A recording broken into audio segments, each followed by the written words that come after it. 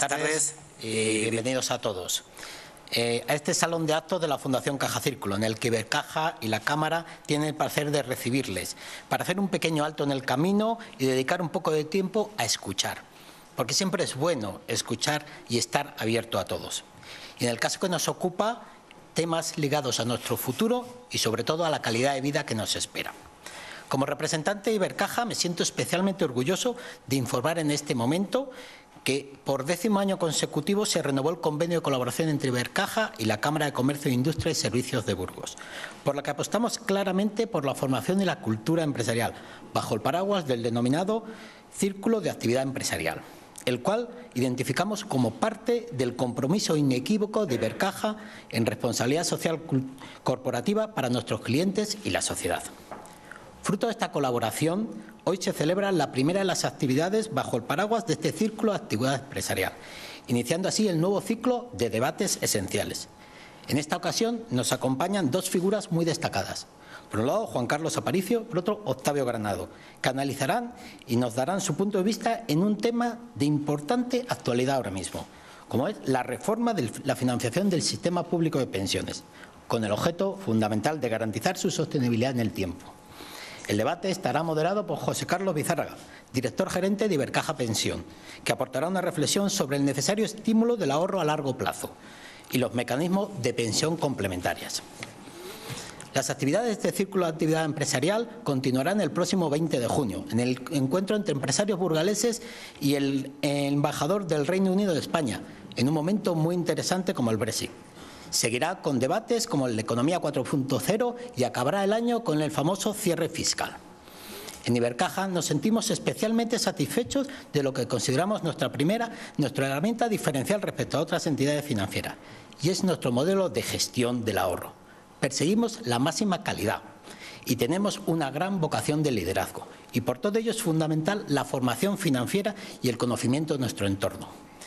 Ibercaja, de este compromiso con la sociedad, mantiene la apuesta estratégica de fomentar este tipo de jornadas, que permiten ampliar la cultura financiera y facilitar la toma de decisiones en algo tan importante para nosotros, como es el bolsillo. Consideramos que esta labor es parte de nuestra razón de ser como entidad financiera, y más siendo el líder en Burgos. En definitiva, y para ir concluyendo, de nuevo les doy la bienvenida a este salón de actos de la Fundación Caja Círculo y espero que la jornada sea de especial interés para todos ustedes. Cedo la palabra al presidente de la Cámara, Antonio Miguel Méndez Pozo. Muchas gracias.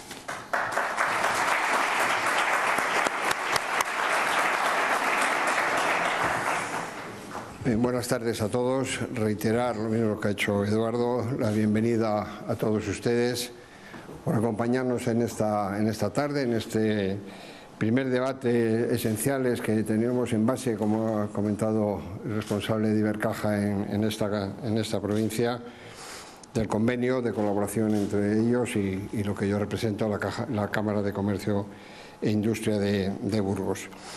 Indudablemente creo que ha sido un acierto. La verdad es que llevamos 2 meses aproximadamente pensando cuál podía ser el primer acto que tuviéramos como debates esenciales, y la verdad es que por todas las circunstancias que están concurriendo, dentro de 10 días empieza ya la campaña electoral, pero vamos, a nosotros lo que nos importa es un tema de absoluta actualidad, como es el tema de las pensiones. ¿Qué va a pasar en nuestro país cuando 14,2 millones de personas reciben prestaciones del Estado y 18 millones son los que trabajan? Entonces, indudablemente, a poco que se hagan las cuentas, pues la verdad es que vemos que están las cosas complicadas. Lo estamos escuchando prácticamente todos los días, cómo se va rebajando el fondo que se tenía en el año 11 de 60 y tantos mil millones, y que en este momento pues arranca este año, pues en fin, ellos son los especialistas, seguro que nos hablarán con más propiedad que lo hago yo, pero me preocupa mucho que arranquemos este año con los 34.000 millones, y según los datos que el otro día oía en la Asociación de vascas y catalanas, y sobre todo al fondo del Círculo de Empresarios, pues que a este ritmo pues posiblemente tendríamos dinero para poder aguantar 3 años más, por muy bien que se colocara el dinero, por muchos réditos que se obtuvieran, Y entonces esto indudablemente se está hablando y nos oiremos, vamos a oír con independencia de hoy, que yo creo que es fundamental lo que aquí vamos a escuchar, oiremos también muchas voces durante estos días en los que hablen de un problema creo que esencial para nuestro país, para nuestra sociedad, ¿no? Entonces, que desde la Cámara, que como saben todos ustedes, pues nuestra principal actividad, nuestro principal motivo es el mundo económico, el mundo de la empresa, el mundo del comercio, de la industria, pues también, como ven, nos preocupa mucho pues todo lo que atañe, que en definitiva es lo que nosotros representamos a la sociedad, y por eso un tema tan actual y de tanta importancia para los jóvenes. Yo creo que nos hablarán seguro los dos expertos que hoy traemos, viejos conocidos ya y que no necesitan ninguna presentación en nuestra ciudad, y si realmente pues es importante, vamos, fundamental por muchos motivos, pero para lo que hoy nos atañe, que lleguemos a los 20 millones de trabajadores, como algunos grupos políticos consideran oportuno.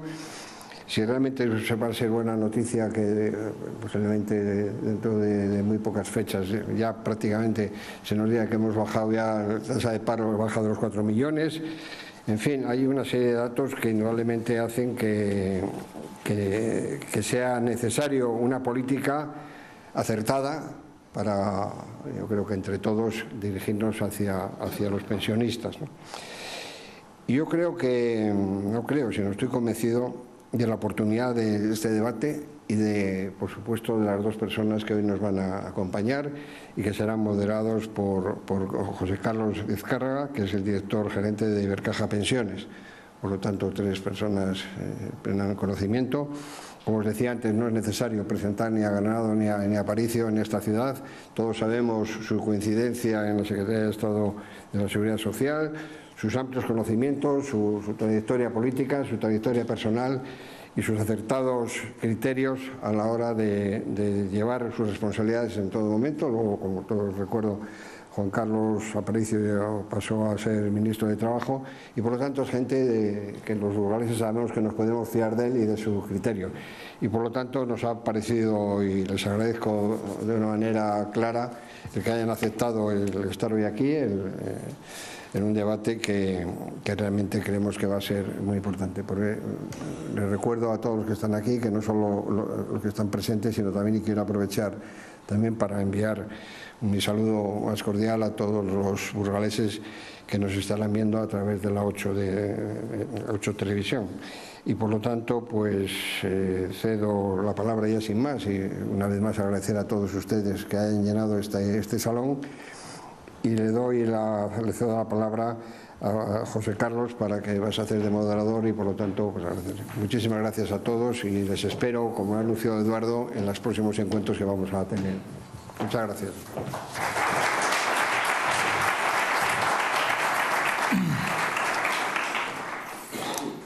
Muchas gracias, presidente de la Cámara. Buenas tardes y muchas gracias por asistir. Es un lujo tener a dos personas de la experiencia que tienen los dos ponentes que van a debatir, y además yo creo que hoy le decía a Eduardo cuando he llegado a Burgos que tener esta sesión como vamos a tener y que el periódico además, ¿verdad?, nos salga con este titular, pues yo creo que nos ayuda, aunque no es una buena noticia, pero yo creo que nos ayuda a posicionar un poco la situación que hay no solamente en Burgos, sino que es una situación a nivel nacional. Yo creo que el gran debate ya se ha iniciado.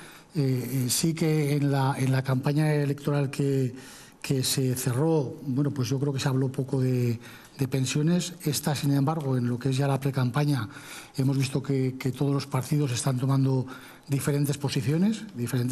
Yo creo que es bueno, porque lo importante en el debate de las pensiones es que exista debate, que exista bueno, pues esas conversaciones que tiene que haber entre los diferentes partidos políticos para llegar a un bien común. Yo creo que las pensiones son algo que nos importa a todos, que todos vamos a llegar tarde o temprano a ese estadio y que a la ciudadanía le importa mucho.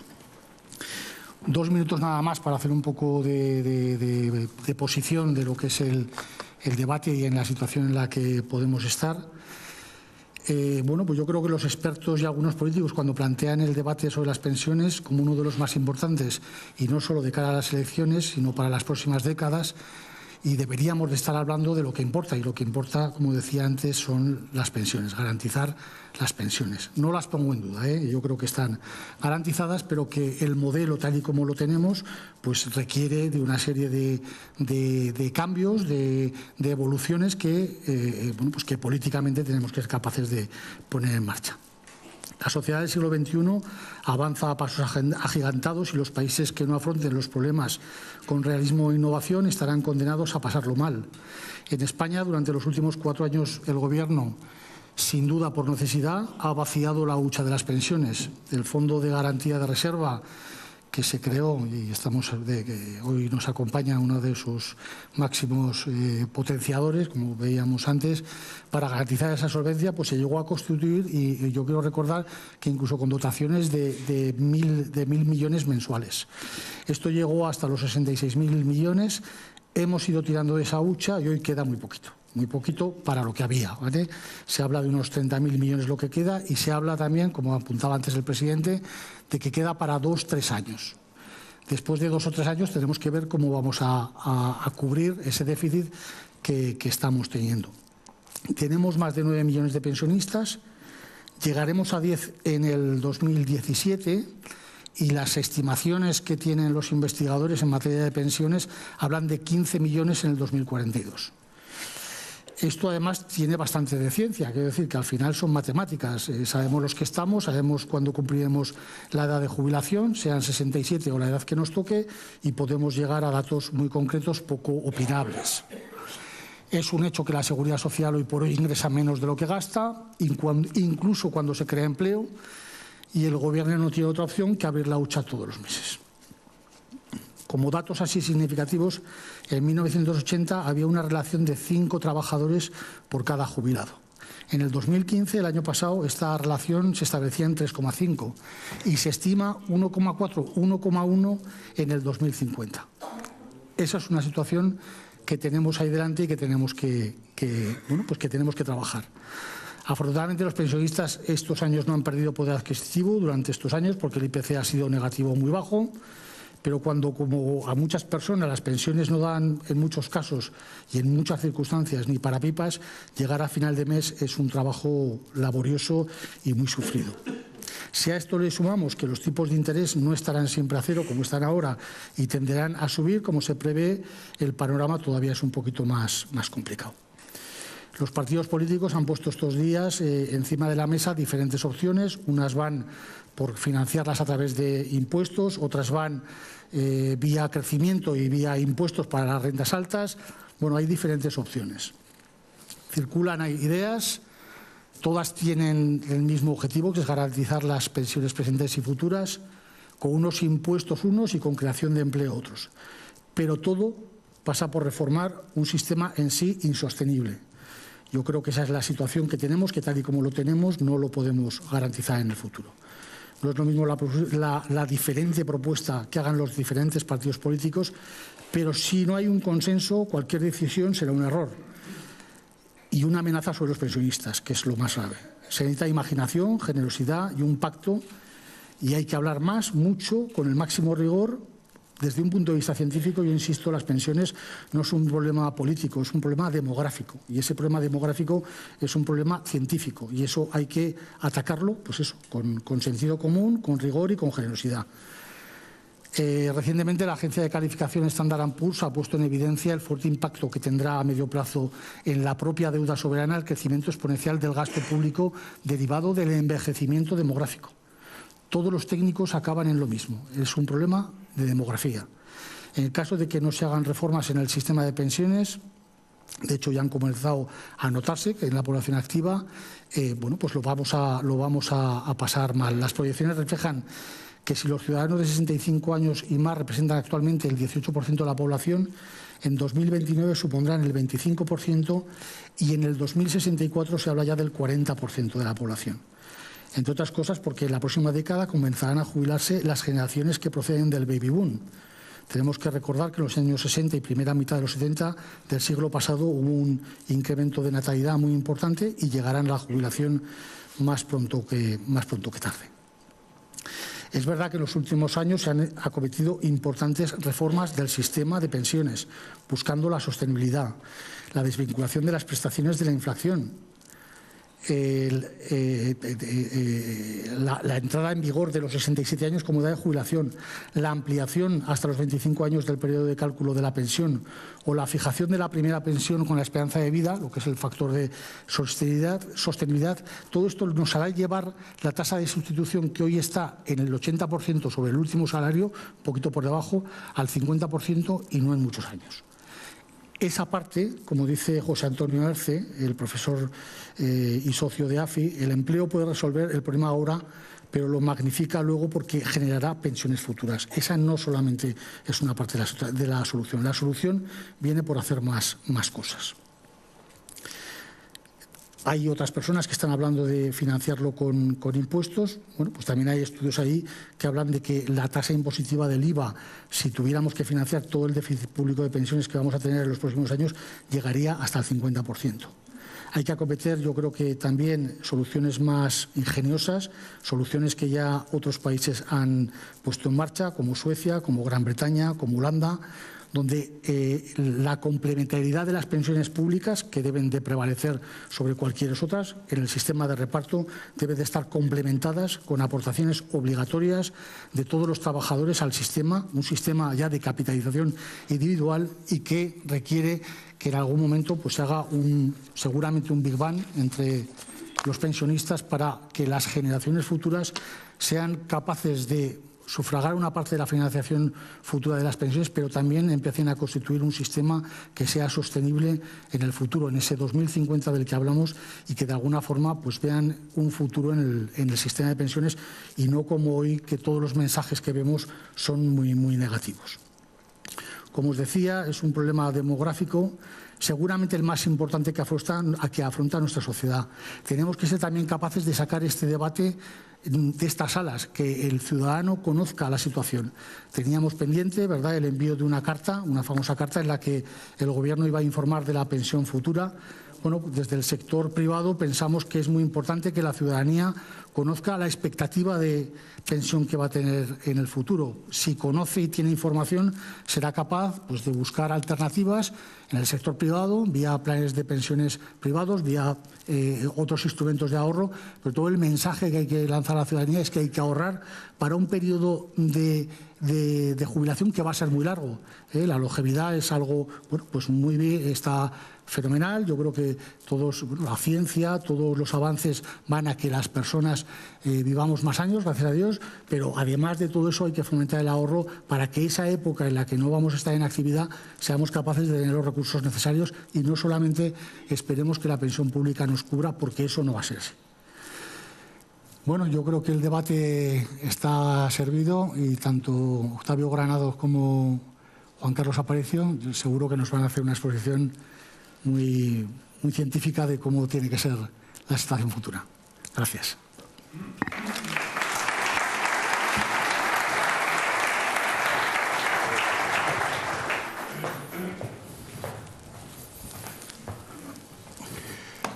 Bueno, buenas tardes. Muchas gracias a la Cámara de Comercio por darnos la posibilidad de organizar este debate. Este debate se realiza pocos días antes de la apertura de una nueva campaña electoral y, por lo tanto, tenemos que intentar realizarlo de la forma más diferente posible a lo que van a ser los debates de la campaña. En los debates de la campaña vamos a oír hablar de muchas cosas sin profundizar, lamentablemente, en ninguna de ellas. Y ahora tenemos que intentar profundizar y vamos a intentar hacerlo dos personas que tenemos una experiencia bastante considerable en la gestión del sistema y desde mi punto de vista yo voy a intentar sencillamente transmitir mi opinión basada en los datos que tengo, que son los datos que ofrece la propia Seguridad Social, y transmitir una opinión que en algunos casos va a ser una opinión preocupada, sin intentar generar alarma, pero desde luego también sin intentar engañarles o darles falsas esperanzas. Yo creo que no estamos aquí para eso. Estamos aquí para entender la magnitud de un problema que nos afecta, ¿no? Y como vamos a hablar de la seguridad social, vamos a empezar hablando bien de la seguridad social. La seguridad social es un sistema que tiene 100 años, en donde la sanidad, los servicios sociales y las prestaciones no contributivas se financian con impuestos ya, que fuimos capaces de crear un fondo de reserva que se creó en el año 2000, Juan Carlos Aparicio era entonces el secretario de Estado de Seguridad Social, y que llegó a tener 15.000 millones en el año 2004, 66.000 millones en el año 2011, que llegó a ser el quinto fondo de reserva de la Europa occidental, lo cual está muy bien porque hay países que tienen grandes fondos privados de reserva. La Seguridad Social española tiene pensiones máximas muy ajustadas, su gestión es muy profesional y está altamente automatizada y sus controles son rigurosos y su información precisa. Por eso todos los datos que voy a utilizar los voy a sacar de las estadísticas que ofrece el propio sistema de seguridad social. Y esto lo tenía escrito y por lo tanto el que los responsables de la seguridad social de Burgos nos acompañen en la primera fila no intento hacerles la pelota ni alabarles innecesariamente, sino simplemente es la realidad. Pero hemos pasado 8 años muy duros. Después de 10 años de crecimiento en número de afiliados ininterrumpido, en el año 2007 llegamos a tener 19.200.000 afiliados. El mes de mayor cotización, 19,5 millones. En diciembre del año 2011 teníamos 17.111.000 afiliados ocupados. Y por primera vez en 10 años tuvimos déficit, un déficit muy moderado de 487 millones. Pese a esa mala situación de la crisis económica en nuestro país, el fondo de reserva llegó a 66.815 millones y los fondos que administra la Seguridad Social de las Mutuas 4.850, el llamado Fondo de Contingencias Profesionales. Habíamos incorporado al sistema de protección como cotizantes a los becarios, a las cuidadoras familiares de personas dependientes, a los nuevos empleados públicos. Un empleado público ahora ya no va a estar en clases pasivas, si ingresa en la Administración va a estar en Seguridad Social. Los trabajadores agrarios habían pasado al régimen general y las empleadas de hogar también. Habían desaparecido esos regímenes especiales, que eran especiales también por la baja contribución, hay que decirlo. Y las pensiones mínimas, no obstante, habían conseguido subir 200 euros al mes para cada pensionista desde el año 2004 al año 2011, alcanzando una magnitud similar a la del salario mínimo. A finales de 2011, yo fui secretario de Estado hasta el día 30 de diciembre de 2011, se produce el cambio de gobierno, consecuencia de las elecciones generales, y el nuevo Ejecutivo realiza algunas actuaciones que tienen especial importancia con la seguridad social. En primer lugar, la reforma laboral intenta llevar a cabo la devaluación competitiva de los salarios, lo que hay economistas en la sala, algunos llaman, yo creo que eufemísticamente, la reducción de los costes laborales unitarios. Es decir, bueno, los salarios bajan, dicho en términos que todos entendamos. La devaluación competitiva de los salarios lleva implícita que a medio plazo las pensiones, que dependen de las bases de cotización de los salarios, deban bajar. Y de hecho están congeladas con una subida del 0,25. Las nuevas bonificaciones al empleo, tarifas planas y otro tipo de modalidades en las que podemos extendernos en el coloquio, si ustedes lo consideran conveniente, yo particularmente no, son financiadas por la propia Seguridad Social, en incumplimiento del Pacto de Toledo, que establecía que la política de empleo debía ser financiada con cargo a los presupuestos del Estado. Desapareció la cotización de los cuidadores familiares, solo quedaron cotizando un 10% de ellos y por su propia voluntad y a su costa, y el Gobierno pasó a financiar el 100% del complemento mínimo de pensiones que hasta entonces había estado financiando el Gobierno del presidente Rodríguez Zapatero al 40%. Es decir, esto es una... vamos a disminuir los ingresos del sistema, pero por otro lado vamos a aumentar algunos de los ingresos del sistema. ¿Y cuál es la evaluación final, la evolución final de los ingresos de la Seguridad Social con todas estas medidas? Bueno, pues para empezar, los afiliados continuaron bajando en el año 2012 y 2013, han subido claramente en el año 2014 y 2015, el empleo funciona bien en términos estadísticos, muy bien, pero los cotizantes a la Seguridad Social incorporan un propio mecanismo de estabilización, y es que los desempleados también cotizan para cotizar a su vez cuando están desempleados por ellos y para seguir generando una carrera de pensionista, una carrera laboral. Y en ese sentido el total de cotizantes, que es ahora mismo en términos activos algo superior a finales del 2011, porque ya hemos remontado el bache y ya estamos subiendo, no obstante sigue bajando porque tenemos 700.000 cotizantes menos que son menos desempleados. Los desempleados cotizan menos personas por menos base de cotización y por menos tiempo. Entonces, esto se nota. Y los ingresos por cotizaciones, por lo tanto, en el año 2015 han bajado todavía 4.000 millones respecto del año 2011. En gráfica, esto es lo que pasaría con los ingresos de cotización y con las afiliaciones.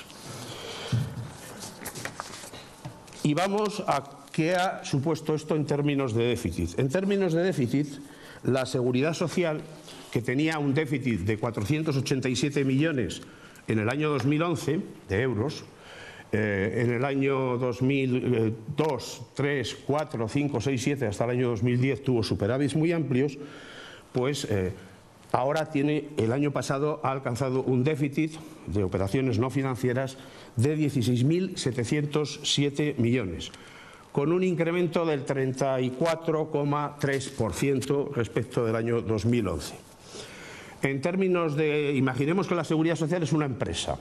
En términos de ingresos de la empresa, si entendemos que las aportaciones del Estado por cotizaciones de desempleados, prestaciones no contributivas y otro tipo de cuestiones y la apelación al déficit, la apelación al fondo de reserva son recursos externos, esos recursos externos importaban el 7% del presupuesto en 2011 y ahora importan el 21%.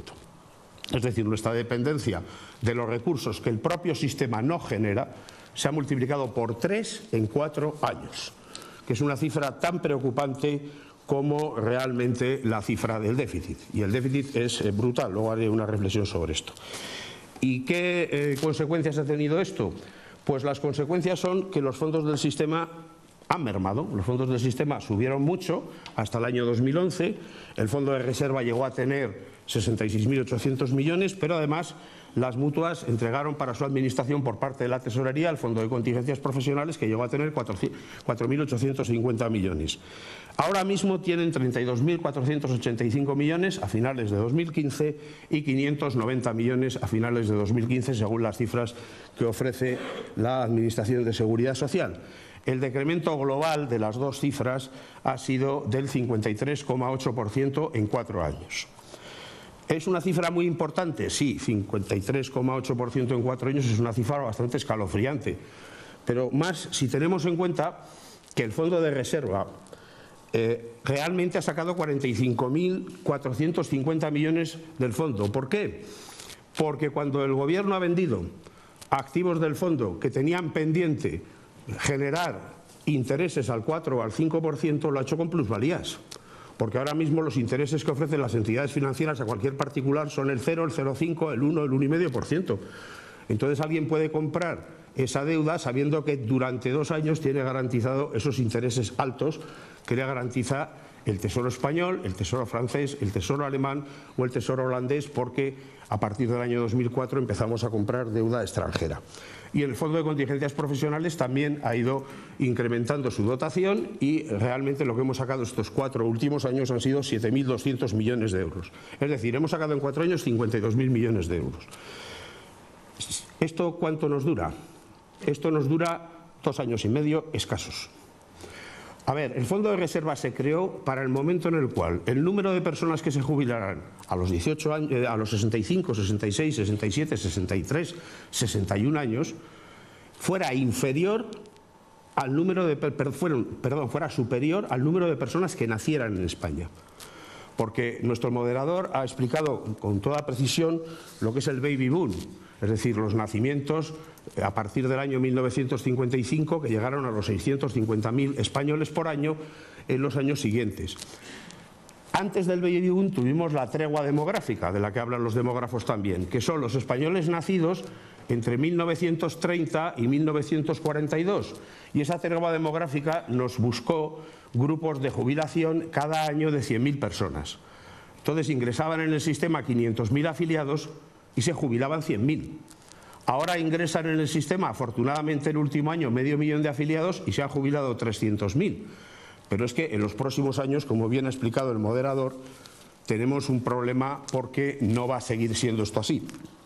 ¿Y cuál es la solución de esta situación? Bueno, pues la primera solución obviamente es el incremento del empleo. La seguridad social es un sistema basado en el empleo. Si no hay empleo, no hay seguridad social. Hay otras cosas, puede haber previsión privada, previsión particular, pero no hay seguridad social. A ver, el problema es qué tipo de empleo estamos creando en este país. Y el tipo de empleo que estamos creando en este país, si hacemos una operación muy sencilla, no hace falta ser economista para realizar la operación, es que dividimos los cotizantes en un stock de cotizaciones y en un flujo, siendo el flujo las incorporaciones de cada año, podemos decir que, por ejemplo, en el año 2014, como la afiliación aumentó aproximadamente en 350.000 personas y se jubilaron 300.000, el flujo del sistema son 650.000 nuevas cotizaciones como mínimo. En la práctica serían algo más, pero vamos a partir de esa cifra. Si hacemos esa operación en el año 2015, la operación todavía es mejor. Habría 300.000 jubilaciones y habría 500 y pico mil nuevos afiliados.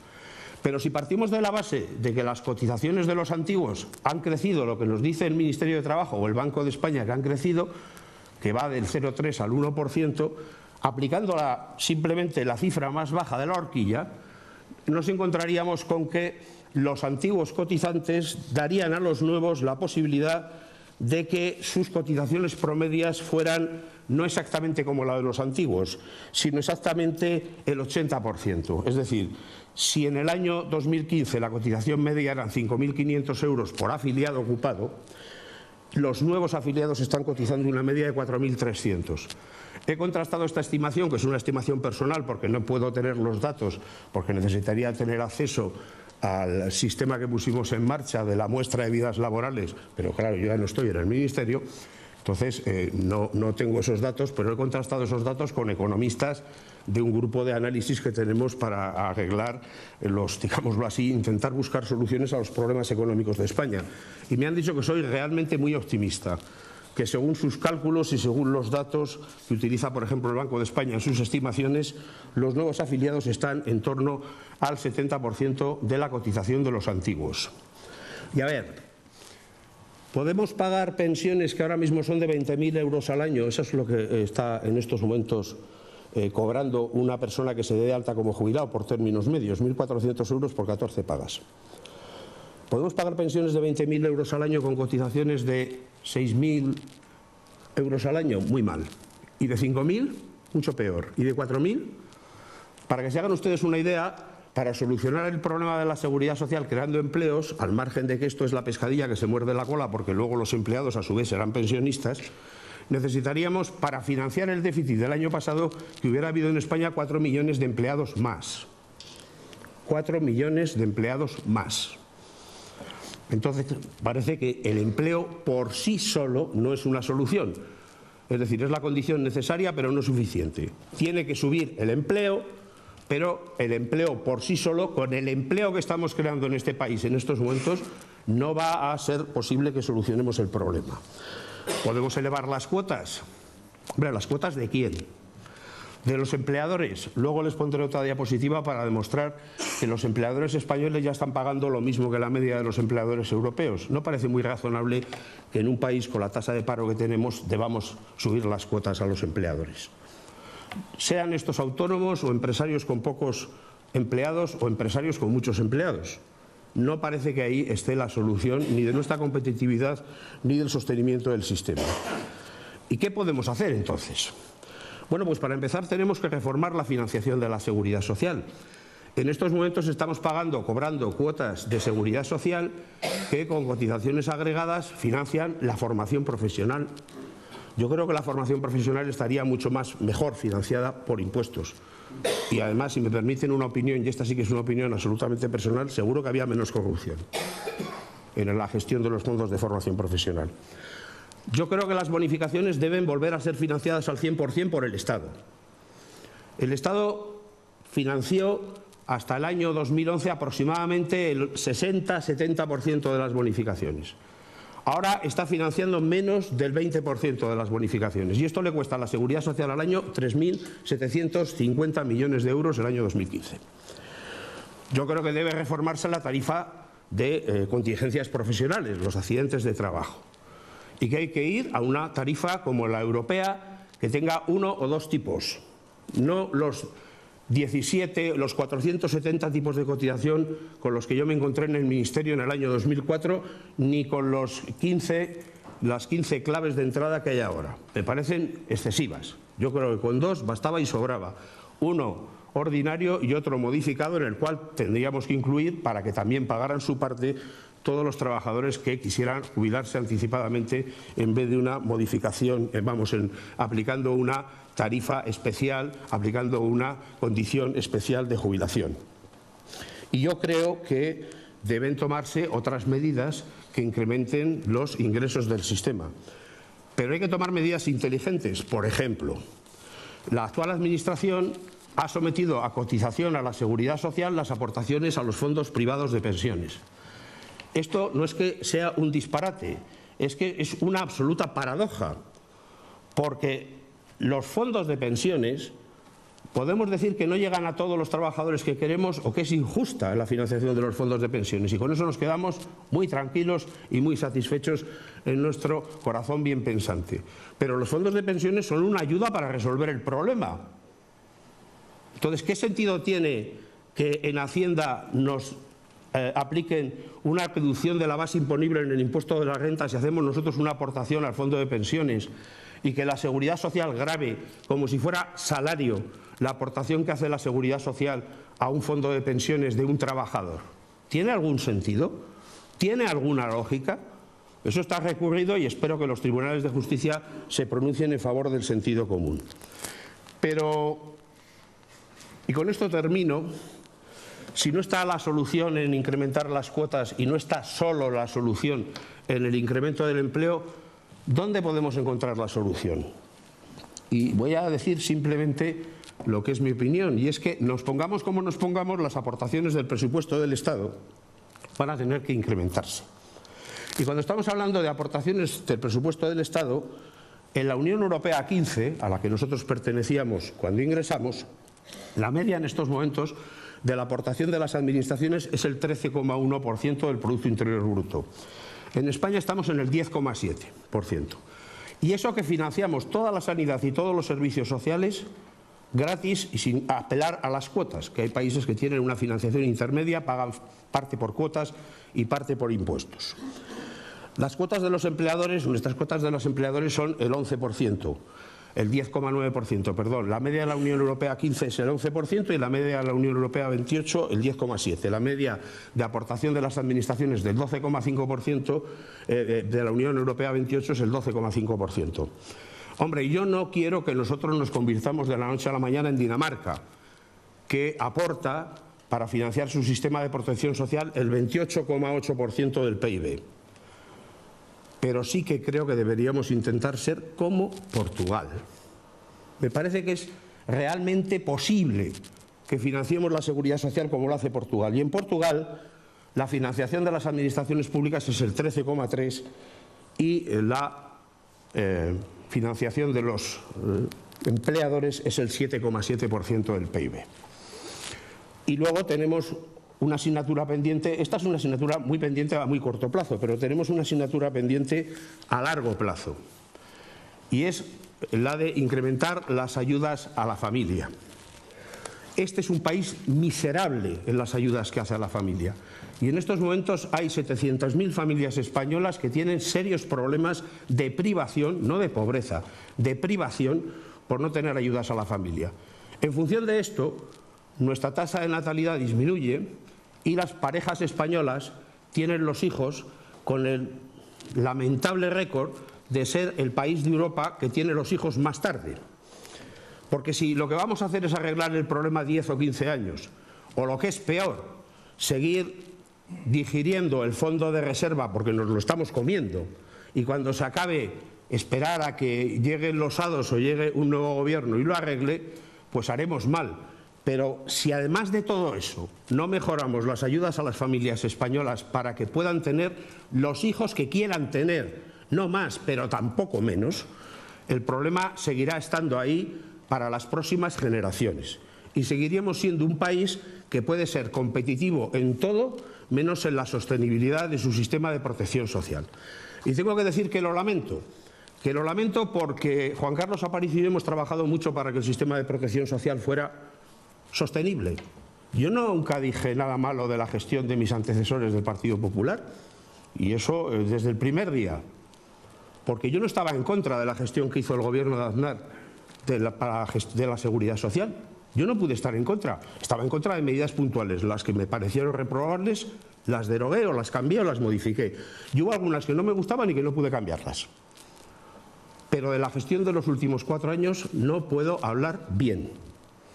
No puedo hablar bien, porque ha sido, en el mejor de los casos, limitarse a entregar a los ciudadanos, y es perfecto que lo hayan hecho, lo que otros en nuestro momento ahorramos y no solucionar ninguno de los problemas del sistema.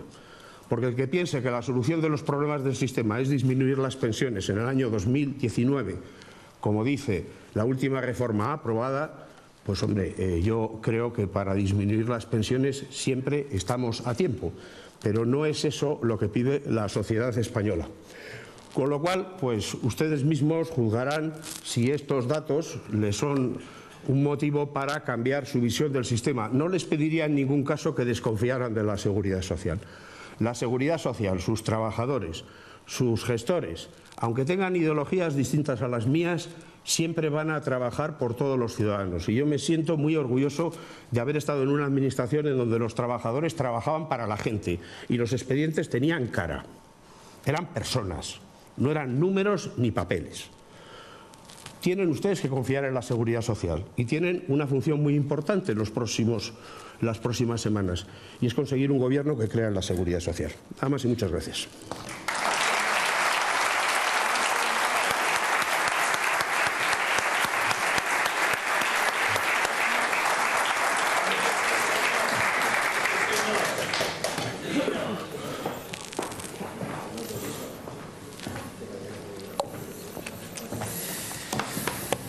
Buenas tardes a todos. Gracias por su presencia. Gracias especialmente a quien ha organizado este acto. Coincido plenamente que siempre a quienes hemos tenido responsabilidades públicas nos gusta explicar cómo, por qué hemos hecho las cosas. Anticipo que evidentemente cualquier opinión que dé ya, eso es un lujo que ahora puedo tener, es mi opinión personal. No es la opinión de mi partido, que tiene unos portavoces muy cualificados y unos gestores espléndidos, y son opiniones de naturaleza personal. Felizmente no estoy en campaña. A las personas que tienen una formación humanista muy importante, y en este caso lo digo con cariño y con admiración, como es Octavio, normalmente los números les encantan. Es la fascinación de lo contrario, de lo complementario. A mí me sigue fascinando la formación humanística.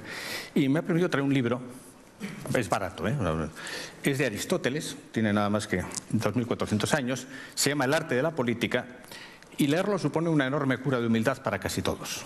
Porque descubrimos que esos problemas que creemos que son de plena y rabiosa actualidad y que nos llevan a vivir el momento más importante de la historia, ya se han vivido, y que las propuestas lógicas pues también las han hecho otros. Esto, a quienes ahora se creen recién llegados al mundo y fundadores del mundo y del nuevo orden democrático, no sé cuántas cosas, no lo entienden. Pero yo les aconsejo que lean, además, esta versión prologada por un gran pedagogo y un gran filósofo como es José Antonio Marina. Se habla de corrupción, se habla del orden, se habla de la convención que es el valor del dinero. El dinero no está en la naturaleza, como ustedes saben, no es algo que se pueda cultivar. Es un convenio, es un acuerdo, y explica muy bien que lo que hoy vale mucho, a lo mejor mañana vale poco. Dicho eso, les aconsejo esa lectura. Yo creo que al final estamos en un problema, se decía también hace unos instantes, de empresa o de familia. ¿Cómo nos organizamos? ¿A qué dedicamos nuestra riqueza? ¿A qué dedicamos nuestros recursos? Y todos podemos admitir que en España nuestro sistema de pensiones es perfectamente homologable en formas, en conceptos, a los del resto de Europa. No hay ningún país en la Europa, esta Europa, que quiere ser a la vez, porque si no, no sería competitiva y solidaria, en esta Europa nuestra, todos los sistemas son de reparto. En corto y por derecho, cada año debe cuadrar lo que se recauda de quienes pueden y deben contribuir con lo que tienen que recibir aquellos que también lo merecen, por edad, por salud, por cualquier motivo. Somos homologables también en las cantidades que dedicamos. No estamos lejos de lo que son esos promedios. Luego cada cual tiene sus particularidades y luego cada cual tiene su forma de sumar. En este caso, España felizmente tiene un sistema de pensiones que funciona y creo que puede seguir funcionando. Tiene también lo que realmente es el salario social, que son esas prestaciones que no es necesario que el ciudadano aporte en sanidad, en educación, en muchísimos ámbitos, que hace que seamos perfectamente comparables. Y es evidente que también que ha hecho un esfuerzo enorme, colosal, de adaptación, de mejora de todas sus infraestructuras en estos últimos años. Aunque ha habido un momento en que evidentemente hemos estado al borde de la catástrofe que supone, yo no quiero utilizar la palabra rescate porque parece que es positivo, alguien viene al rescate. No, aquí no, aquí venían a intervenirnos, venían a que hubiese que ceder de manera casi absoluta a la soberanía y que otros nos dijesen cómo iban a ser las pensiones, el sueldo de los funcionarios y tantos gastos del Estado. Eso se ha evitado. Y eso, evidentemente, ha supuesto también una complicación enorme y algunas contradicciones importantes en los primeros años del Gobierno que ha evitado eso. Es muy probable que haya habido falta de explicación, falta de pedagogía. Soy el primero a admitirlo. Y no sé si hemos acertado siempre con los mejores portavoces o interlocutores para hacerlo. Yo, cuando me preguntan por algo, y el título es muy sugerente, sostenibilidad, casi siempre hago lo mismo. Me voy al diccionario de la Real Academia y leo: dicho de un proceso que puede mantenerse por sí mismo, como lo hace, por ejemplo, un desarrollo económico sin ayuda exterior ni merma de los recursos existentes. No se puede decir mejor. Estamos muy acostumbrados a utilizar sostenibilidad si hablamos de medio ambiente y todos admitimos que ninguna generación tiene derecho a consumir muchos más recursos de los que puede reponer. Pues estamos en la misma.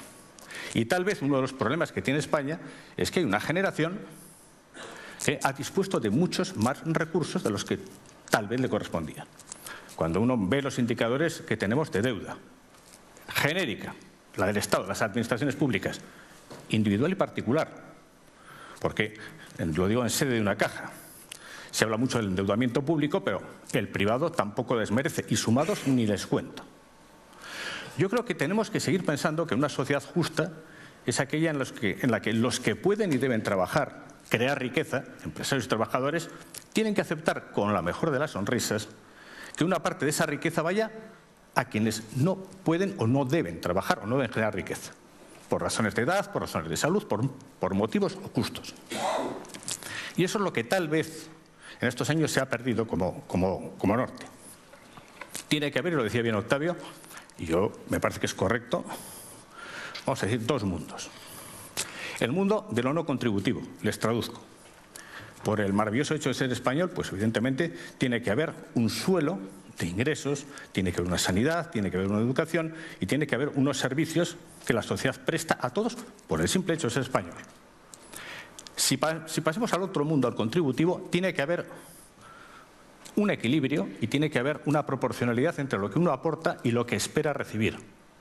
Pero no solamente hoy, porque si hablamos de seguridad social se ha definido muchas veces, y creo que bien, como un contrato entre generaciones.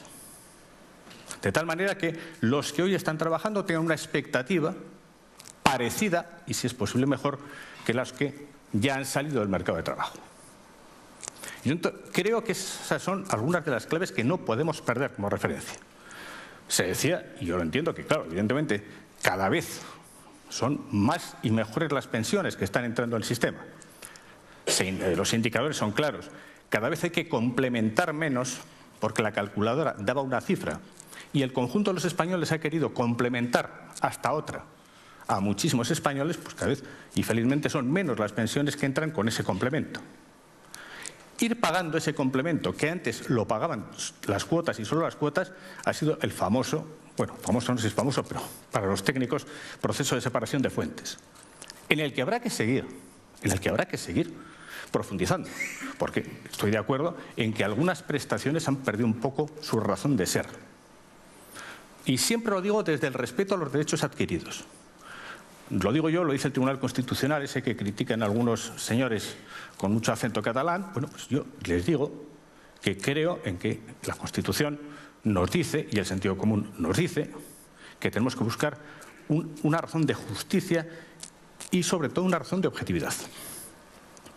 Cuando hace 100, 108 años, según nos remitamos a dato, según nos remitamos a otras experiencias posteriores, se crea la seguridad social, se hace pensando en lo peor de lo peor, en los accidentes y en la muerte. se crean prestaciones de jubilación poniendo la edad de 65 años a sabiendas de que nadie llegaba a los 65 años. Se partía de que no había, y es triste, una tasa de actividad relevante en la mujer. Por cierto, traduzco, porque como uno está harto de que todos los economistas piensen que todo el mundo tiene que saber de economía, tasa de actividad es el porcentaje de población que teniendo edad de trabajar quiere hacerlo. Y dirán ustedes, pues altísima, pues no. En España está apenas el 70% y todavía está desfasada y más baja la de la mujer. Pero, felizmente, estamos ante un proceso imparable, que es que la mujer se está incorporando al mercado de trabajo y está teniendo autonomía personal y está generando sus propios derechos. Nos debe obligar a pensar, respetando todo lo respetable, por supuesto, si la pensión de viudedad que se creó porque si fallecía el varón no había ninguna opción posible para la mujer, ¿debería tener otra configuración? Nos debería llevar a pensar, si tiene otra configuración, ¿con qué fondos se financia? Yo creo que merece la pena echarle una pensada, buscando el acuerdo político y buscando el acuerdo social. Yo voy a decir, voy a ser muy breve porque me parece que no se trata de ni cansar ni aburrir y solo las preguntas pueden ser más interesantes. Retomo parte del discurso que hacía Octavio. Hombre, el empleo es evidentemente la parte sustantiva, la parte mollar de la solución. Tantas más personas coticen, tantas más cuentas de cotización de empresarios existan, más tranquilidad para todos. No se pasa del día a la noche sin un amanecer. A mí me parece muy bien la pregunta que hacen algunas personas. Es decir, pues es que la calidad del empleo que se está creando, ante empresarios no descubro ningún misterio. Cuando llega una crisis, lo primero que se destruye es precisamente el empleo más frágil, el empleo temporal y otro tipo de empleo. Eso sería el anochecer. En el amanecer el fenómeno va a ser exactamente simétrico. Pues de momento surgirá un empleo temporal, claro. Si realmente se consolida la economía, el primer interesado en que eso tenga fijeza, calidad y cantidad, pues será lógicamente el que se está beneficiando de esa situación. Yo no creo que nuestros empresarios sean masoquistas ni sean una gente especialmente rara. Nos falta, también lo digo con cierta tristeza, tamaño de empresa. Porque por un lado somos como ese hormiguero maravilloso que se adapta ante cualquier situación. Pero por otra parte no hemos podido desarrollar herramientas tan útiles como son los instrumentos de ahorro colectivo. No lo digo porque estemos en un lugar dedicado a ello. Básicamente la protección social española tiene tres pilares o tres fundamentos. Pensiones no contributivas, digamos de subsistencia, necesidad para, sobre todo, quien no ha podido, no digo a quien no ha querido cotizar. La parte contributiva, que insisto, tiene que tener una proporcionalidad lógica, y los sistemas complementarios. Y eso es lo que hemos querido darnos, y es lo que está reflejado en el Pacto de Toledo. Ahora, tiene que haber una fiscalidad, tiene que haber una facilidad para ese tipo de ahorro, evidentemente. Y tiene que haber también una concienciación o mentalización de que no hay en el mundo ningún sistema de protección social que trate mejor a sus pasivos que a sus activos. O sea, que el que crea que va a tener exactamente la misma renta, la misma calidad de vida, como activo como pasivo, creo que se está engañando y no está contribuyendo. Es cierto que este país tal vez dejó de ser providencialista religioso, confesional, lo que del cielo nos venga, ya pasó a ser providencialista de lo que el Estado nos venga. Yo creo que todos tenemos que asumir nuestra cuota de responsabilidad en nuestro propio ámbito. Lo dijo muy bien el señor Kennedy cuando dijo aquello de no piense tanto en qué puede hacer el Estado por usted, sino lo que puede hacer usted por el Estado, por Estados Unidos. Creo firmemente en que es necesario que haya esa mentalización. Creo que tenemos que ser conscientes de que estamos creando una sociedad, en fin, muy desequilibrada demográficamente. Y mi fe en la demografía no es tan ciega. En los estudios de que participé del Pacto de Toledo, del cual soy firmante, se nos aseguraba que, como mínimo hasta el 2025, España no llegaría a los 40 millones de habitantes. Y aquí hemos sido 47 millones de habitantes. Que evidencia dos cosas. Una, que tal vez hemos tenido un proceso no tan ordenado como sería deseable de migración. Y segundo, evidencia que esas macrocifras o cifras de base pues no eran las más afinadas. Con lo cual, hay también mis reservas. ¿Dónde estamos? ¿Cuáles serían las soluciones? Porque, insisto, yo no quiero abrumar con cifras. España tiene que saber cuál es su esquema de gasto. España no es un país especialmente intervencionista de su riqueza.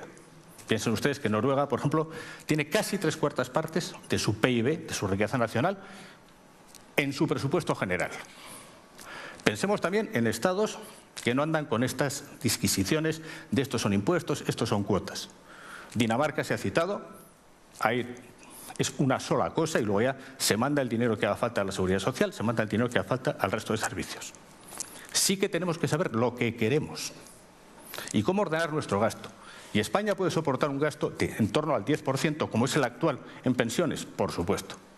Y del 15% podría soportarlo. Ahora, como en toda familia, todo a la vez me parece que es muy complicado. Y tendremos que ir siendo selectivos y muy eficientes a la hora de ordenar el Estado y a la hora de asignar recursos. Eso me parece fundamental. Yo no creo en... Bueno, coincido en una cosa con Octavio. Cuando muchas veces me han pedido, ¿vendría usted a hablar de seguridad social? Digo, sí, pero yo voy a decir lo que creo que tengo que decir, no lo que a la gente le gusta que diga. Yo creo que todos tenemos que ser realistas, que tenemos que reconocer los hechos. Vivimos más, entramos más tarde al mercado de trabajo, nos queremos ir antes del mercado de trabajo. Bueno, admitámoslo. Hoy, felizmente, no en la proporción que me gustaría, hay muchas más mujeres trabajando. Tan pronto como han tenido opciones reales de igualdad en la educación, el proceso de empoderamiento de la mujer es felizmente imparable. Eso lo dice un exministro de Igualdad. No se pueden perder los conceptos básicos. La proporcionalidad que tiene que existir entre el esfuerzo que uno realiza y la expectativa que genera. Hay que hacerlo con consenso, hay que hacerlo con gradualidad. No se trata de pillar por sorpresa a nadie. O que te vengan unos señores de negro desde Europa a decirte lo que tienes que hacer. O sea que tenemos que ser conscientes de ello. No creo en magia, un nuevo modelo económico. No, mire, España tiene unas fortalezas económicas en algunos sectores impresionantes y las está poniendo en evidencia. Bueno, apostemos sobre seguro. Los experimentos con gaseosa y tonterías las justas. Que hay que ir buscando que esté más claro cuál es ese mundo contributivo, el de cotización, y cuál es el de por ser español. Pues sí, y coincido. Por ejemplo, no me parece... Por eso me dice un debate. Bueno, pues un debate, habrá discrepancias y las va a haber siempre, pero me parece que hay que ir en esa línea. La educación, la formación, no puede más tener esos dos padres. Y lo digo con experiencia. No puede estar Ministerio de Trabajo, Ministerio de Educación. Yo creo que la educación, en fin, ojalá todo el mundo pueda ver satisfecha su vocación. Pero tiene que haber mucha más coherencia entre nuestra oferta educativa y nuestro mercado de trabajo. No podemos fabricar, producir con muchísimo esfuerzo profesiones y trabajos que sean maravillosos, que no lo dudo, y que le dan una enorme satisfacción a quien lo ha estudiado. Pero que luego no van a tener la enorme frustración individual y colectiva de que no van a encajar en lo que es la vida real, lo que es el mercado de trabajo. Y yo creo que siempre uno tiene la tendencia a pensar que está viviendo el momento más importante de la historia, de su vida, etc. Yo en eso soy mucho más humilde. El año 96 me encontré una dificultad grave, que era que no había liquidez en la seguridad social para pagar las 14 mensualidades. Faltaba el dinero equivalente a una de las 14. Se pudo resolver, pero malamente, porque fue a costa de pedir un préstamo a los bancos y entonces había muchas cajas de ahorros. Se salvó el bache y sí que dije, como Scarlett O'Hara en Lo que el viento se llevó, juro que esto no volverá a pasar y por eso se creó el fondo de reserva. Del fondo de reserva se puede hablar mucho rato. Creo que ha funcionado para lo que tenía que funcionar. Creo que tenía que haber recibido más ingresos porque si ustedes ven la serie histórica verán que de repente el 2010, perdón, 2009 ni un euro de aportación y sí que hubo superávit y sí que hubo excedentes. ¿Que se dedicaron a otras cosas? No seré yo quien lo reproche.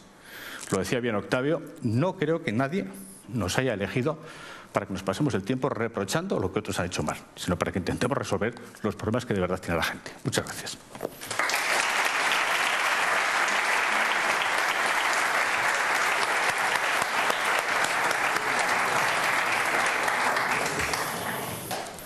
Muchas gracias a los dos además por haber estado muy pegados al tiempo que habíamos hablado. Yo creo que en la sala van a repartir para el que lo quiera utilizar unas papeletas y unos bolígrafos para que el que quiera trasladarles alguna pregunta... No es obligatorio, pero el que quiera trasladar alguna pregunta a los ponentes pues lo pueda hacer. Sí, por aquí hay dos compañeras que sí que lo podrán, les facilitarán ese documento. Mientras lo piensan y vemos si hay algún voluntario que se arranca con las preguntas, que seguro que son muy interesantes, yo sí que tenía alguna. Y me gustaría llevar un poco más a la práctica y dar un pasito más a lo que habéis expuesto los dos, que yo creo que ha sido pues eso, muy gráfico y que lo habéis hecho magníficamente bien. Pero si tuviéramos que preguntarnos algo, y os pregunto no desde vuestros ex cargos políticos, sino como ciudadanos casi, pero especialistas y técnicos en esta materia, ¿cómo serán las pensiones? Pues de las personas que están empezando a votar ahora mismo, de esas personas que tienen 18 años, si me voy un poquito más, esas personas que llegan al primer empleo, muchas con 25 o 30 años, que reflexionemos y que de alguna manera nos digáis cómo creéis que pueden ser las pensiones del futuro. Yo básicamente... Juan Carlos, casi empezamos y luego... Sí, bueno, por responder para que digamos, sí, no haya ningún orden preestablecido. Yo creo que sean razonablemente parecidas. Que en esa línea de no crear falsas expectativas, ni ilusiones, ni cosas extrañas, una pensión, la persona que quiera tener una calidad de vida en el momento de su jubilación, tendrá que recurrir a un ahorro. Ojalá, gracias a una mejor dimensión de empresas, ojalá gracias a un sentido de la responsabilidad, también se creen mejores herramientas, porque todavía no hemos dado, digamos, la gran ausente de la negociación colectiva, la gran ausente de muchas materias es el ahorro colectivo. Y la gente sigue teniendo mucha más fe en una gran empresa o en un gran banco que en su propia empresa o que en su propio sector. Y eso creo que es así. Yo creo que sean razonablemente parecidas. Ahora, que tenemos que mentalizarnos que, insisto, tendremos que concentrar esfuerzos en nuestro sistema de pensiones y a lo mejor de traerlo o bien de lo que es ineficiente, bien de lo que es mejorable, o bien de algunos, entre comillas, muy entre comillas, lujos que hemos tenido en estos últimos años. Está bien. Bueno, ya me gustaría a mí saber cómo serán las pensiones de mis hijos, ¿no? Y en este sentido, pues hay días que me levanto más optimista y días que me levanto más pesimista, y no parece que hoy deba ser un día de los segundos, ¿no? Entonces yo les voy a decir cómo me gustaría que fueran, que eso sí que lo sé, y eso sí que es común a todo mi... A mí me gustaría que las pensiones fueran parecidas a las actuales, lo cual significa que mis hijos van a tener que pagar más de lo que he tenido que pagar yo para hacer una pensión razonable. Así de claro. ¿Por qué? Pues porque han empezado a trabajar más tarde. No es su culpa, pero han empezado a trabajar más tarde, porque van a vivir más años y porque cabe suponer que la sociedad, que a mí me gustaría, será más igualitaria y habrá cosas que ahora mismo son de necesario pago personal y que me gustaría que fueran absolutamente generales en otro momento, ¿no? Yo no creo que haya que ponerle puertas al futuro, ¿no? Y lo que me gustaría es saber qué podemos hacer nosotros para mejorar la pensión de nuestros hijos. Porque hay una cosa que es evidente, y es que nuestros hijos necesitan trabajar. Y hay muchos que no están trabajando todavía, y los que están trabajando por salarios muy bajos. Yo creo que es necesario, para que nuestros hijos puedan trabajar por mejores salarios, que la administración contrate más gente, porque el gran regulador del empleo privado es el empleo público. Si la administración pública paga 30.000 euros al año, la empresa privada paga 30.000. Pero si la administración pública no contrata a nadie, como ha pasado en los últimos años, pues la empresa privada está pagando a gente con 3 idiomas, 2 máster, una carrera, 2 doctorados y no sé qué, le está pagando menos de lo que cobrábamos nosotros hace 40 años. Y eso no es razonable. Entonces, yo creo que es necesario trabajar en la línea de más trabajo y mejor trabajo, y que si miramos en el mundo cuáles son los países más prósperos del mundo, pues tenemos claro cuál es nuestro futuro. Y a mí me gustaría que España se pareciera más a Dinamarca, a Suecia o a Noruega, que no que se pareciera más a los Estados Unidos, lo digo con toda franqueza, o a la Unión Soviética, que me da igual. Vamos, la Unión Soviética, perdón, a Rusia, que todavía tengo el chip en la cabeza, la antigua nomenclatura, la antigua terminología. Entonces, ese es el modelo en el que a mí me gustaría, Y lo que debemos hacer es lo posible para que nos vayamos pareciendo a esos países, ¿no? Naciones Unidas hace un índice de desarrollo humano, perdonen que les dé la brasa con eso, pero es que esta mañana se lo he contado a mis alumnos, y en donde dice el primer país del mundo en índice de desarrollo humano, Noruega, y el segundo, pues Australia. Bueno, pues a mí me gustaría que se pareciera más a esos países y menos a otros países que a lo mejor son más ricos, como Arabia Saudí o Kuwait, pero también más desiguales. Yo creo que los dos lo habéis comentado, sobre todo a lo mejor Juan Carlos ha sido un poco más explícito. El desarrollo de los sistemas complementarios. Los sistemas complementarios, bueno, tú además ahora, Octavio, mencionabas países que han hecho reformas pues, relativamente recientes, algunas de 2008, 2009, como es el caso de Suecia o de Holanda, que han hecho algo. Además es una cuestión, ¿verdad?, que sugiere a la reflexión, porque son países, bueno, pues países muy desarrollados, ¿no?, habitualmente, ¿no? Yo me gustaría trasladaros cómo veríais un escenario que supongo que, bueno, que hay que, no sé si empezar a plantear, pero que de alguna forma pudiera ser parte de la solución, pero sí que quiero meter un poco de picante al debate, ¿vale? Que sería razonable pensar en un cambio conceptual de coberturas de la seguridad social, diferenciando entre colectivos con un horizonte muy cercano a la jubilación frente al que acaba de iniciar su carrera laboral. Me explico, al final, pues la situación es la que es. Hay unas personas que han contribuido durante mucho tiempo a, bueno, pues a sostener la seguridad social y esos complementos de jubilación, y hay otras personas que están llegando y que tienen que empezar a constituir su ahorro futuro. Tienen por delante toda su vida laboral. Eso está encima de la mesa en foros técnicos en materia de pensiones. Primero una nota simplemente de humor. Se han citado países que todos tenemos como referencia modélica. Es decir, curiosamente, salvo Australia, que tiene como virtual jefe de Estado a la reina de Inglaterra, todos son monarquías, con lo cual lo digo para pena de los republicanos, que supongo que consideran que siempre es mucho más.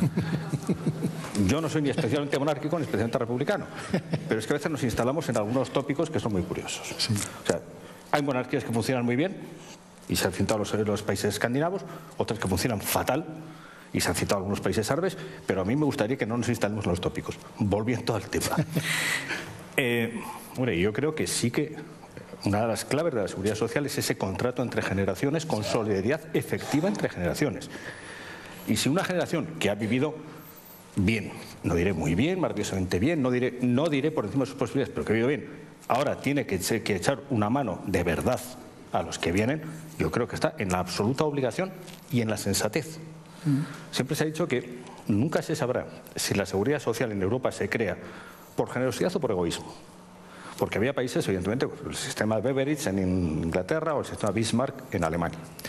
Nunca se supo si era por hacer el bien a los trabajadores o era para evitar tensión y guerras. Bueno, yo también, todos tendemos a pensar que el ser humano se mueve por lo más positivo y luego descubrimos que a veces no es así. Pero entonces yo creo que sí que estamos en la obligación de mantener vivo ese contrato intergeneracional, ayudando a quien lo necesita, y hoy lo necesitan nuestros jóvenes más que nadie.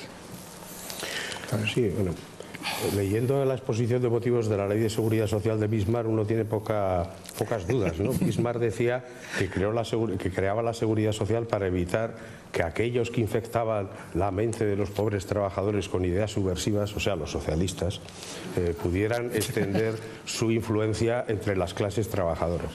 A ver, afortunadamente ya Bismarck pasó a la historia y es un gran personaje histórico y la seguridad social todavía está viva, ¿eh? Entonces vamos a ver, yo creo que hay muchas categorías de problemas que cada vez tienen una dimensión más personal. Por ejemplo, la edad de jubilación. La edad de jubilación, hay muchos colectivos que demandan jubilarse anticipadamente.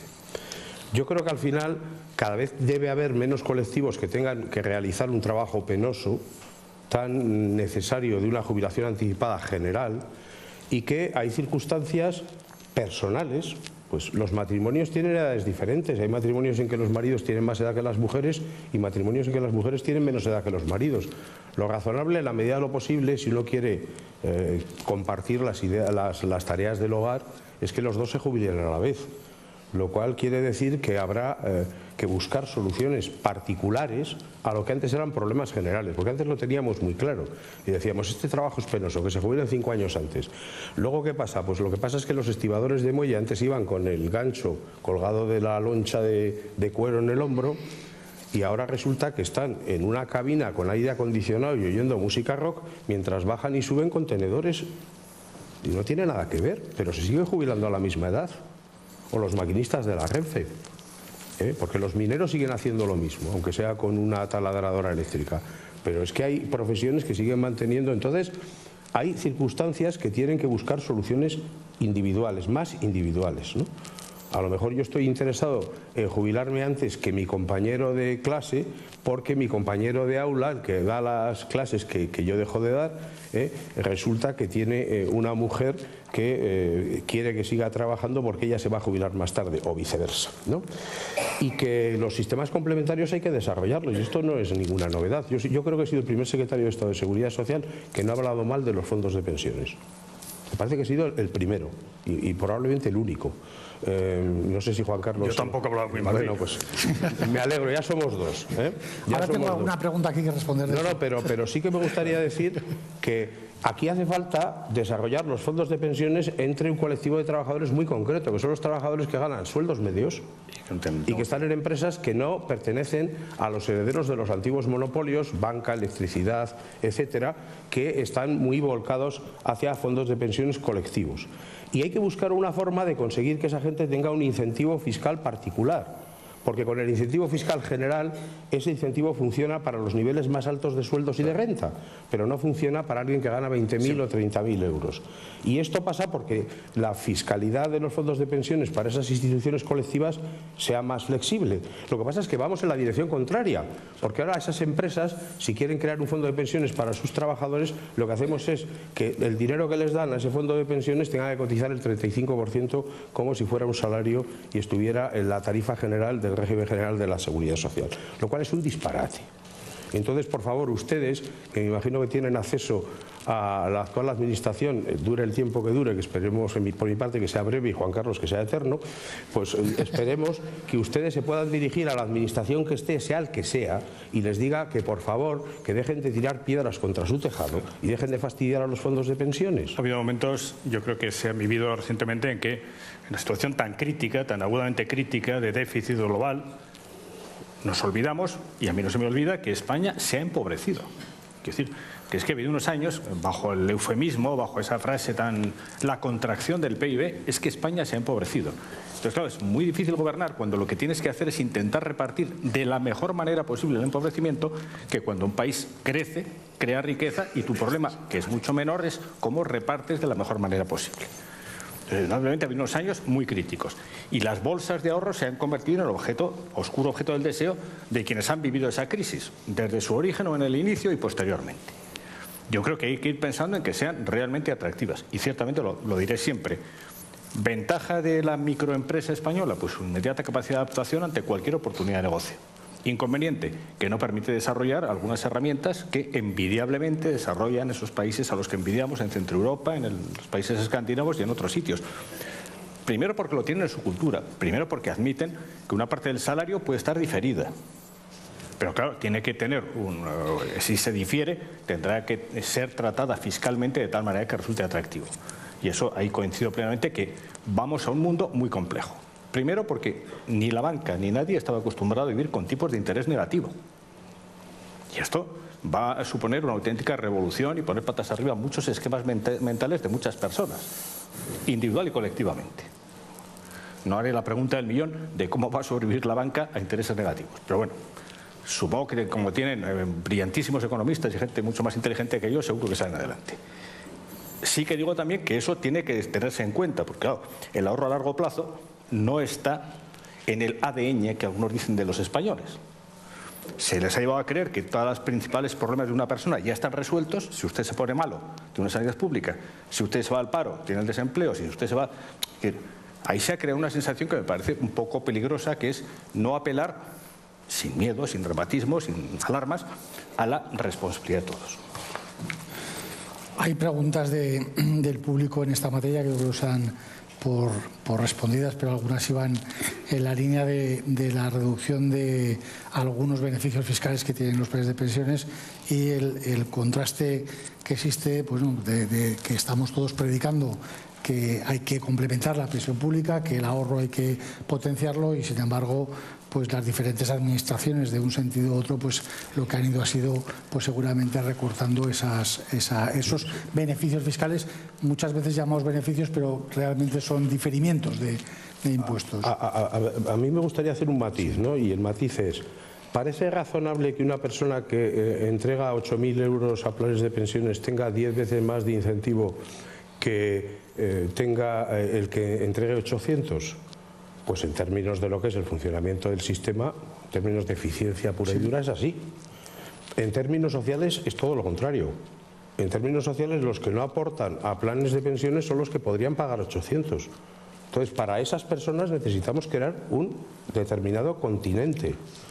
Como para las personas que quieren adelantar un año de su jubilación porque se casaron en unas condiciones en las cuales pues resulta que son mucho mayores que su mujer y tienen que jubilarse antes porque si no pues van a continuar trabajando, o mucho más jóvenes que su mujer van a continuar trabajando mientras su mujer lleva jubilada 3 o 4 años y dice que bueno, que hacer todas las cosas de casa es complicado, ¿no? Entonces, alguna solución hay que buscar para acoger a los que ahora no están. Porque los que ahora estamos en fondos de pensiones pertenecemos a las 2 primeras decilas de los contribuyentes, los economistas saben a qué me estoy refiriendo, es decir, al 20% de españoles que declaramos más ingresos, que seguro que no somos los que ganamos más dinero, pero seguro que declaramos más ingresos. Y ahí estamos nosotros, y nosotros ya estamos. El problema es cómo entran los que ahora no están. Si me permites, Octavio, también hay que estar muy atentos a lo que son cambios reales en el mercado de trabajo.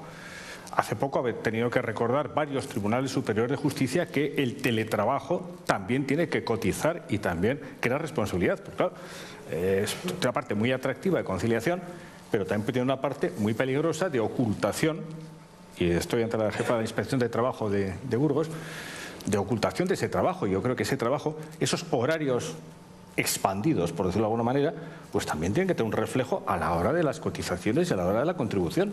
Porque es que si no se puede convertir en una gran zona, voy a ser amable, de penumbra. Bueno, yo de todas las preguntas que hemos recibido del público, que han sido numerosas, voy a hacer pues las que entiendo que son más relevantes. A mí me agrada mucho esta conversación que están teniendo porque, bueno, en el fondo lo que nos demuestra es que por lo menos los expolíticos se pueden entender y pueden hablar y pueden dialogar, ¿vale? Me pregunta, una de las preguntas que nos llega es ¿para cuándo un pacto de verdad? Y de verdad lo pone con mayúsculas, que, pues que de alguna forma haga que el sistema de pensiones o sistemas como la educación, pues que son comunes a toda la ciudadanía, tengan realmente un pacto, algo que no cambie cada gobierno cuando llega a la administración. Hay 3 materias que sigo creyendo que son de núcleo de consenso. Una, lo hemos visto, seguridad social. Yo creo que bastaría con revisar con buen ánimo y con buenos ojos el Pacto de Toledo. Otros, evidentemente, la sanidad, que se está convirtiendo en el segundo gasto en importancia. Para que todo el mundo lo sitúe, España gasta en sanidad más o menos la mitad de lo que gasta en pensiones. No voy a empezar con miles de millones porque nos perdemos todos. Pero de las partidas gruesas del presupuesto general del Estado, la principal son pensiones y la mitad más o menos es sanidad, de esa cantidad. Y la tercera, por supuesto, yo creo que también lo haría en educación. Pero claro, aquí tenemos una especie de pecado original que fue la más que pronta transferencia de competencias a las comunidades autónomas, y eso ha generado unas dificultades operativas brutales. Yo creo que el pacto es imprescindible. Lo que pasa es que parte de algo que es muy difícil, y es el de que cada uno de nosotros tiene que reconocer lo que no nos ha salido bien cuando hemos estado gobernando, y esto es muy complicado, ¿eh? Yo creía, vamos a ver, yo con toda sinceridad el año 2004 no tenía excesivos problemas con esa cuestión, pero ahora va a ser complicado, va a ser profundamente complicado. Y si no reconocemos que no nos ha funcionado, quiero decir que aquí hay cosas que no es que no se puedan hacer, es que se estaban haciendo y se han dejado de hacer. Por ejemplo, que el Estado pagara, pues estaba mal que el Estado no pagara el 100% de los complementos al mínimo, pues claro que estaba mal. Entonces llegó el gobierno de Rajoy y dijo, vamos a financiar el 100%, pues eso está bien. ¿Está mal que el Estado no financie al 100% las bonificaciones, las tarifas planas y todo esto? Pues está mal. Sobre todo está mal cuando tenemos un déficit de 16.707 millones en un año. Está mal. Entonces tendremos que buscar el dinero de donde sea para financiar eso. Y está bien que tengamos menos tarifas de formación de contingencias profesionales, de accidentes de trabajo, pues cuantas menos tengamos mejor, pues vamos a seguir simplificando, que la última simplificación se hizo en el año 2009 y ya no hemos seguido simplificando. Y hay otra serie de cosas. Está bien que tengamos las prestaciones de ayuda a la familia más bajas de toda Europa, pero ¿cuál es el sentido que tiene esa retórica familiarista, de que todos somos muy familiaristas en las campañas electorales y luego en la práctica las prestaciones por hijos son miserables? Y hay los hogares que tienen más problemas de pobreza en España son los que tienen 1 o 2 hijos y una madre sola, por ejemplo. Es que hay cosas que dice, bueno, no habrá dinero para esto, pero oiga, entre rebajar 1 décima el impuesto sobre la renta y establecer unas ayudas a la familia como Dios manda, hombre, yo me quedo con lo segundo. Aquí está la ideología de cada uno. A mí, seguramente, creo que es bueno que sepamos, y eso lo saben muchos de los empresarios, y no digo ya los financieros, que la contabilidad es a veces un arte. Y que uno, cuando tiene que expresar el gasto público de España, puede hacer asignaciones a gasto social, diciendo esto es gasto social o esto no es gasto social, esto es seguridad social o esto no es seguridad social, y hacer recirculaciones. De decir, bueno, pues como reconozco que me he quedado corto presupuestando a la seguridad social, ahora le voy a dar estas ayudas. Pero no es bueno hacerse trampas en el solitario. Y sí que coincido en que las ayudas a la generación de empleo y creación de empleo no pueden ser solamente o casi exclusivamente con cargo a las cotizaciones, porque eso genera una tensión adicional innecesaria. Eso lo decía el Pacto de Toledo, probablemente haya sido una de esas políticas necesarias y no deseadas, pero yo creo que lo correcto es que los incentivos vayan gravitando de manera razonable entre cotizaciones, cargas parafiscales y las cargas fiscales, y que haya un equilibrio que al final haga que cuadre, que haga que podamos seguir en Europa, que no nos excedamos del 3% y todas esas cosas que estamos oyendo un día y otro en los informativos económicos.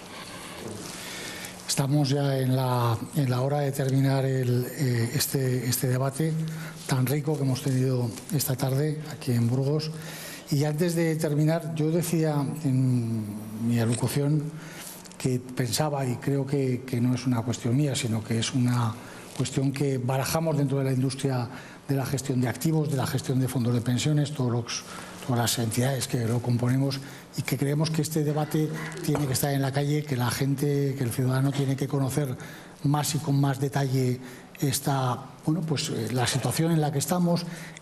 Yo, si me permitís, esta pequeña revolución silenciosa que se está haciendo con estas modificaciones que van llegando al sistema de pensiones. Antes lo hablábamos del 2019, cuando entre los índices de sostenibilidad del sistema, y yo creo que tenemos que escuchar mucho a la gente de la calle. Yo creo que como aquí hay un público muy heterogéneo y que hay gente de todo lugar y condición, pues hay una pregunta que yo a lo mejor no me hubiera atrevido a hacerla, pero para cerrar yo creo que el debate, estos debates esenciales que organiza la Cámara de Comercio y Ibercaja también, aquí hay personas que piensan y preguntan si el sistema puede quebrar.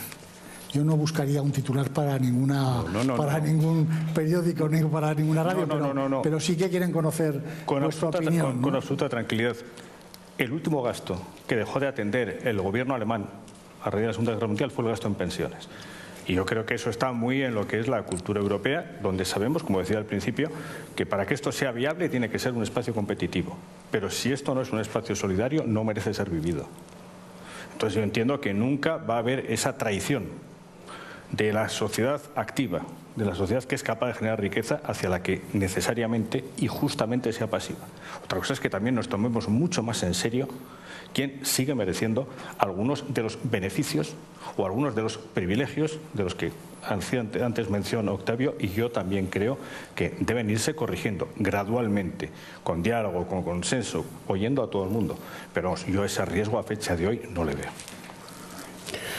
Bueno, a ver, yo creo que hablar de la quiebra de un sistema del que dependen 13 millones de españoles aproximadamente, que son todos los mayores de 65 años y 1,5 millones, 2 millones de menores de 65 años, es un escenario muy catastrofista. Ahora, es posible, ahora estamos en el 1% negativo, el menos 1% de inflación. Imaginemos que dentro de no voy a decir ahora, ¿no? Dentro de 4 o 5 años hay una inflación del 10%, del 15%. O de dentro de 2 años o de 3 años, porque por cualquier contingencia que en estos momentos no ocupa a los economistas. ¿Es posible que ese año el Estado español no tenga dinero para subir pensiones en la misma medida que suba la inflación? Sí, es posible. Es un escenario posible. No digo que sea probable, sí es posible. ¿Y si eso nos pasa cuando ya el Fondo de Reserva no existe? Porque el Fondo de Reserva llegó a los 66.000 millones y luego hizo así. Y ya hemos sacado 50.000 millones de las diferentes reservas de la Seguridad Social y en 2 años nos vamos a cargar lo que nos queda. Porque la capacidad de reforma en todo caso va a ser del nuevo gobierno que entre después de las elecciones para el año que viene, porque este año ya lo damos por perdido. Lo damos por perdido no por la indolencia, digamos, de los políticos, sino lo damos por perdido porque no va a dar tiempo material a plantear reformas que tengan un efecto inmediato. Y entonces, ¿qué vamos a hacer, ¿no? Entonces el riesgo no es el de quiebra, pero el riesgo es el de reducción. Y este es un riesgo. ¿Es probable el riesgo de la reducción? Hombre, aquí entramos también en la capacidad de previsión que tenga cada uno de nosotros. Pero yo tengo mucho miedo cuando dicen, no es que las pensiones sean una línea roja. No, lo que es la línea roja es para discutir de la reforma de qué hay que hacer en el sistema de pensiones, que hay que hacerla, pero partiendo de qué bases. ¿De la base de que necesitamos más ingresos o de la base de que necesitamos menos gastos? ¿Qué tenemos que acordar? ¿Que haya más ingresos o que haya menos gastos? Porque si nos negamos a acordar que haya más ingresos y lo dejamos todo al trantrán del empleo con esas cotizaciones de los salarios precarios que además tienen bonificaciones que paga la propia Seguridad Social, entonces sí que vamos por muy mal camino, vamos por muy mal camino. Entonces lo primero que necesitamos acordar es cómo sacamos más ingresos. Y los ingresos han bajado 4.000 millones desde 2011 y en 2011 estaban las cosas tan mal como se las encontró Juan Carlos cuando llegó a la Secretaría de Estado en el año 2004. Estaban tan mal como entonces, y pudimos acabar el presupuesto haciendo esfuerzos increíbles y lo acabamos con un déficit de 400 millones y ahora hemos acabado el año 2015, el año del empleo, con 16.707 millones de euros. No quiero decirles la cifra en pesetas para que no se asusten, sobre todo las personas de mayor edad, de déficit. No, pues yo soy de los que cree que hay que llegar a un acuerdo indispensable, rápido, urgente, para conseguir más ingresos para el sistema de seguridad social. Ahora, si queremos seguir prometiendo en la campaña electoral bajar cuotas y bajar impuestos, pues tranquilos, tranquilos, que llegará un momento en el que ya no podamos hacer promesas. No, previsiblemente sí que hay cosas que pueden ser muy paradójicas. Siempre que hay una reducción efectiva de tipo fiscal ha aumentado la recaudación. Esto puede sonar raro, pero es así.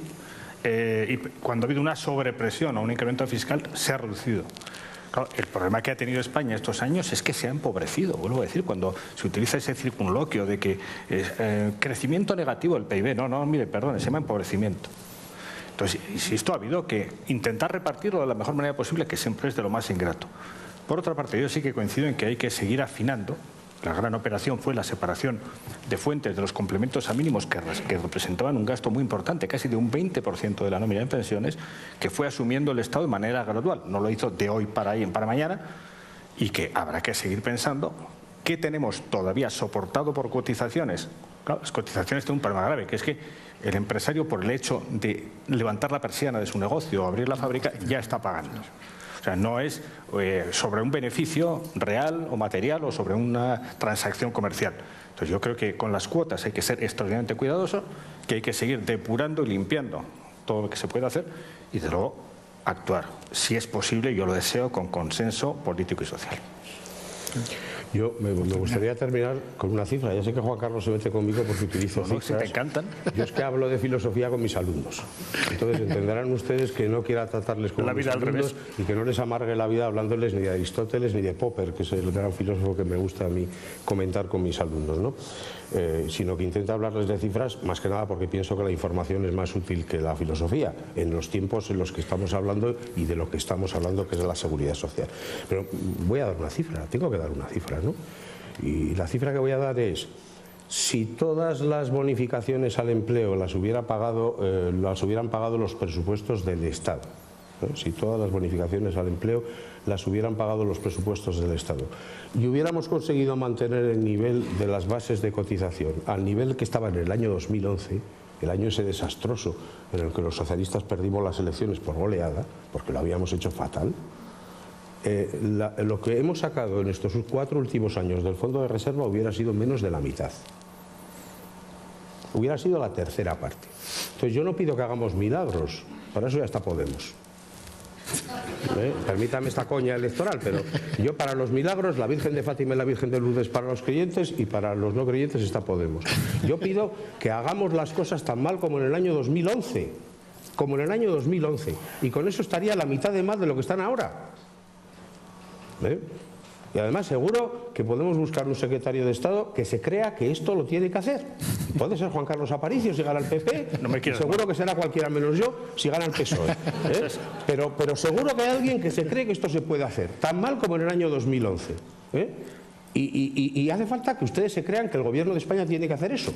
Porque si el Gobierno de España es el primero que cree que prefiere seguir hablando de bajar el impuesto sobre la renta y no sé qué y no sé cuál a resolver el problema de la seguridad social, pues entonces permítame que les diga, en mi opinión vamos muy mal. Seguro que estoy equivocado. Yo es que... Son los dos unos señores. Yo reconozco que no estoy en campaña, afortunadamente ha sido mucho. Y yo tampoco, ¿eh? Yo creo que ha sido, como moderador... La transición que tuviste hasta a la de ahora... Creo que ha sido un lujo este debate, que los dos ponentes han estado muy por encima de las expectativas que todos teníamos. Y bueno, pues que es pues muy agradable escuchar personas que hablan de errores y que hablan de soluciones, y que bueno, pues que eso es muy importante y es el principio de un comienzo que seguro que hará que el sistema de pensiones perdure en el tiempo y lo podamos disfrutar todos cuando nos toque y cuando nos llegue. Daros las gracias por la asistencia, por el trabajo que habéis hecho, y a la Cámara de Comercio de Ibercaja pues también por todo lo que pone en estos debates esenciales. Muchas gracias al público por haber asistido. Muy bien.